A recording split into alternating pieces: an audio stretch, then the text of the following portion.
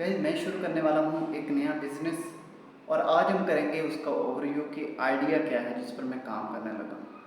तो इसमें ऐसा है कि आज मैं सिर्फ आपको उसका ओवरव्यू दूँगा कि मैं करने क्या वाला हूँ और कैसे करूँगा। और उसके फर्स्ट कस्टमर से जो कि मुझे लगता है कि मेरा कस्टमर बन जाएगा पोटेंशियल, मेरी उससे बात हो चुकी है, अभी इसका फाइनल होना है। आज रात मेरी उससे मीटिंग है। तो हम फिर जैसे जैसे इस फेज़ में प्रोग्रेस होगी, जैसे जैसे हम आगे बढ़ेंगे, मैं आपको साथ साथ अपडेट दूंगा वीकली बेसिस पर या कुछ दिन बाद कि अब ये हुआ ये हुआ ये हुआ, उसमें जो माइलस्टोन आए और जो हमने फिजिक्स में से गुजरे कि इसमें मुश्किल क्या आई और मैं इस काम को कैसे अंजाम दिया। उसमें गाइज ये बिजनेस आइडिया है, आप कह सकते हैं कि एक छोटी पिक्चर में आप कहें तो सोशल मीडिया कंपनी है, और ब्रॉडर पिक्चर में आप कहें तो कंसल्टेंसी सर्विसेज कंपनी है, और नेम है मिराज कंसल्टेंसी सर्विसेज। जिस तरह आपने टीसीएस का नाम तो सुना होगा, टाटा का नाम तो आपने सुना होगा,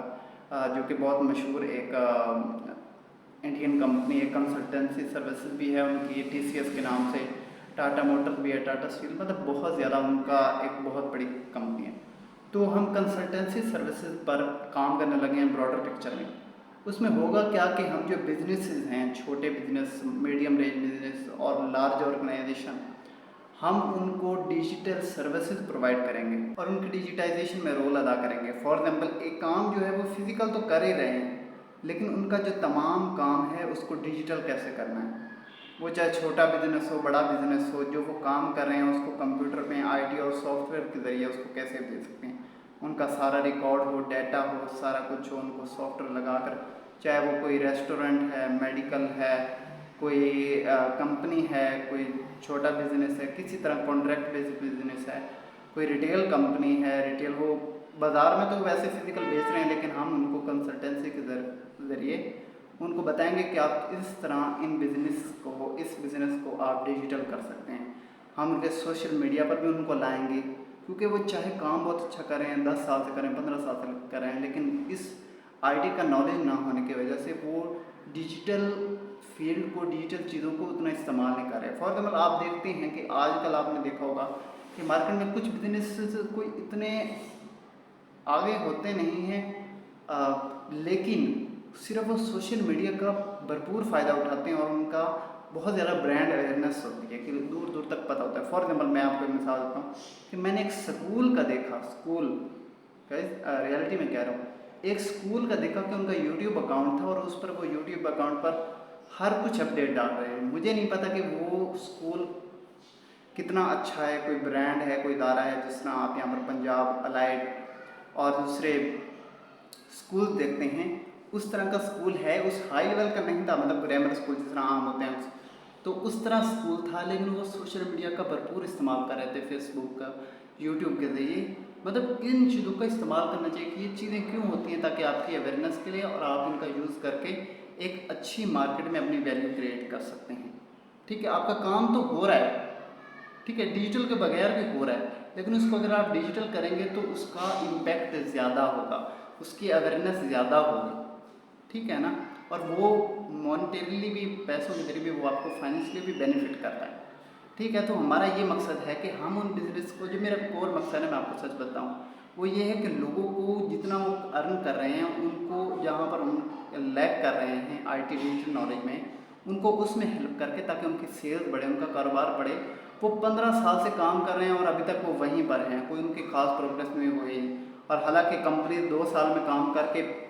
नेशनल से मल्टीनेशनल हो जाती हैं, एक प्रोविंस से दूसरे प्रोविंस में चली जाती हैं, इतनी प्रोग्रेस कर डालती हैं, उनकी 50-50 ब्रांचेस बन जाती हैं 3-3 सालों में। और यहाँ पर हैं, लोगों ने 20 साल हो गए काम करते और उनकी एक ही शॉप है और बहुत मशहूर है, काम बहुत अच्छा करते हैं, लेकिन उनको नहीं पता कि वो किस तरह आगे बढ़ सकते हैं। टिकटॉक का यूज़ कर सकते हैं, फेसबुक का यूज़ कर सकते हैं, इंस्टाग्राम का यूज़ करते हैं। वो अपने बिजनेस को डिजिटल लाएँ, डिजिटल प्रेजेंस बनाएं, और डिजिटल प्रेजेंस बनाने के साथ जितने भी cyber security, IT, software, medical, एक मेडिकल इंस्टीट्यूट है या मेडिकल शॉप भी है ना, रिटेल शॉप है जो मेडिसिन देती है, फार्मेसी भी है, तो वो भी अगर अपने सॉफ्टवेयर, आपने कुछ तो देखा होगा, जैसे मार्ट वगैरह होते हैं, वहाँ पर आप जाते हैं तो पूरा उनका डिजिटल सिस्टम होता है, उनका पूरा रिकॉर्ड शॉप का होता है कि हमारी शॉप में इतना आइटम्स हैं, ये आइटम पड़ी हैं, इस रेट चीज़ का इतना रेट है, वो आपको कंप्यूटर बिलिंग देते हैं, उनका सॉफ्टवेयर होता है, वो सॉफ्टवेयर में चेक करके आपको बिल भी उनका कंप्यूटराइज होता है। तो वो कुछ होती हैं, लेकिन बहुत से बिजनेस हैं जिसका नहीं इस्तेमाल कर रहे। तो हमारा मकसद है उनको कंसल्टेंसी, मेरा जो मकसद ये है ना वो ये है कि बिज़नेस की ग्रोथ, बिज़नेस की डेवलपमेंट, ठीक है। तो इसमें हम एक ये कि हम उनसे चाहे वो सोशल मीडिया मैनेजमेंट करवा लें, हम उनके तमाम फेसबुक जो भी अकाउंट्स वो कहेंगे, एक कहें दो कहें, हम उनके वो सोशल मीडिया मैनेजमेंट करेंगे। उसके अलावा सोशल मीडिया मैनेजमेंट के साथ हम उनका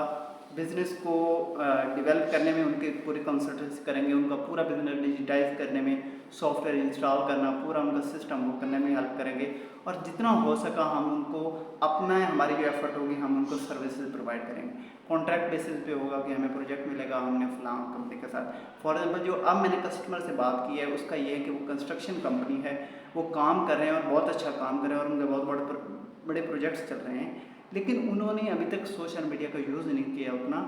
ताकि वो अवेयरनेस करें, अपनी ब्रांड अवेयरनेस क्रिएट करें और कस्टमर को इंगेज करें। जब वो कस्टमर उनका काम को देखें, उनको वर्क को देखें, उनके पोर्टफोलियो को देखें। आप डिजिटल बनाते हैं, आप ग्राफिक डिज़ाइनिंग करते हैं, वेब डिज़ाइनिंग करते हैं, उसका पोर्टफोलियो तो बन जाता है, उसके तो आप बना लेते हैं। लेकिन जो ये डिजिटल बिजनेस होते हैं इनकी प्रोडक्ट क्या होती है, भाई आपने ये एक बिल्डिंग जो है ये क्रिएट की, ये एक फ्लाईओवर आपने ये बिल्ड किया, तो आप उसको किस तरह सोशल मीडिया पर आप अपडेट रखते हैं, आप अपने कस्टमर से इंगेज करते हैं, अपने सोशल मीडिया प्रेजेंस को कैसे फुली यूटिलाइज करते हैं उसका पोटेंशियल।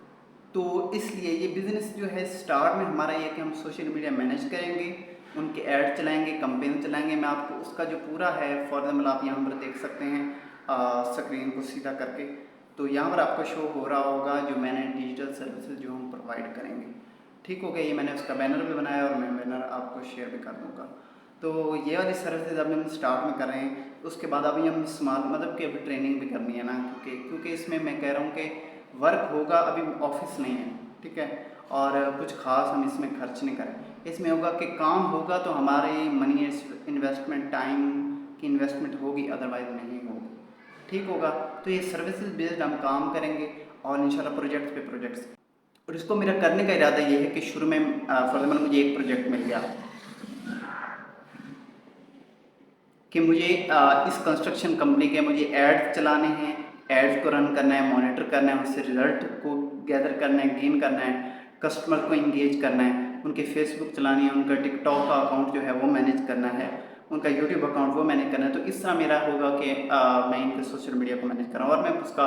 रेट फिक्स कर दूँगा कि हम मंथली या फिर हम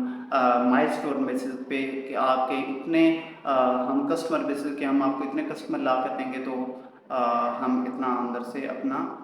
कमीशन लेंगे। या फिर वो अगर वैनिटी मैट्रिक्स की तरफ जाएँ तो फिर हम करेंगे कि आपके हम ऑर्गेनिकली अगर हम आपके अकाउंट पर इतने फॉलोअर्स या इतना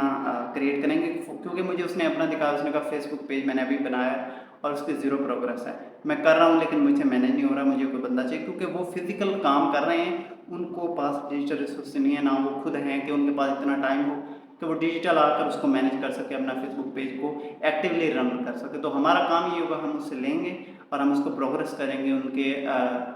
फॉलोअर्स में गेन करने के में, और उनके जो इंगेजमेंट के उनको जो भी पोस्ट हो ज़्यादा से ज़्यादा लोगों तक वो पहुँचे, फेसबुक पर रीच हो उसके ज़्यादा होगी। इसमें एक शुरू में एक प्रोजेक्ट होगा, फिर मैं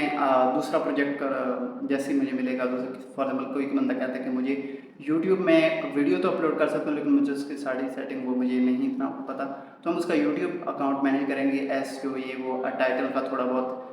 सेटिंग कर दी, डिस्क्रिप्शन सेटिंग कर दी, थोड़ा बहुत मतलब जो भी उसमें अमेंडमेंट्स हैं वो हमने कर दी। तो इस तरह हम उनके वर्क की क्वालिटी को भी इंक्रीज़ करेंगे, उनकी ब्रांड अवेयरनेस भी करेंगे और ज़्यादा से ज़्यादा कस्टमर को इंगेज करने की कोशिश करेंगे, क्योंकि उनका अल्टीमेट मकसद क्या है कि वो पैसे खर्च कर रहे हैं,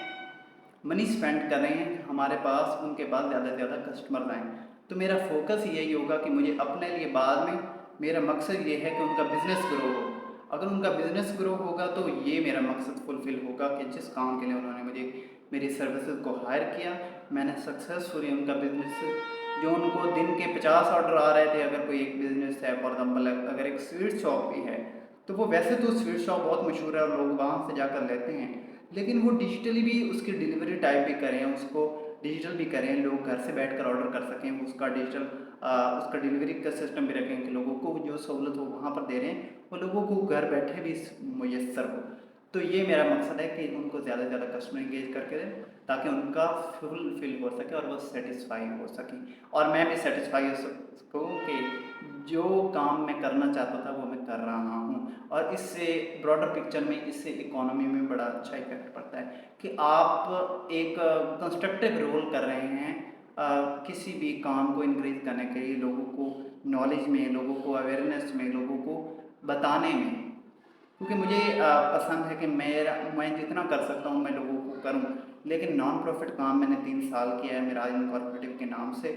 लेकिन अब जो है मैं उसको करना चाहता हूँ कि मैं बिज़नेस के ज़रिए लोगों को हेल्प कर आउट करूँ। तो इसमें ये कि अभी ये होगा कि एक प्रोजेक्ट 2 प्रोजेक्ट जब ज़्यादा हो चुके मेरी बस से बाहर होगा तो मैं एक साथ आदमी मिला लूँगा। फर्ज मतलब अगर मेरी इनकम जो है वो मंथली 1.5 लाख है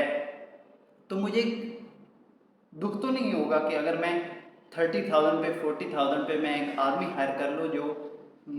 काम को क्योंकि काम ज़्यादा हो गया तो मैं उसको काम हम आउटसोर्स कर लें, किसी कंपनी के जरिए आउटसोर्स कर लें या अपने ही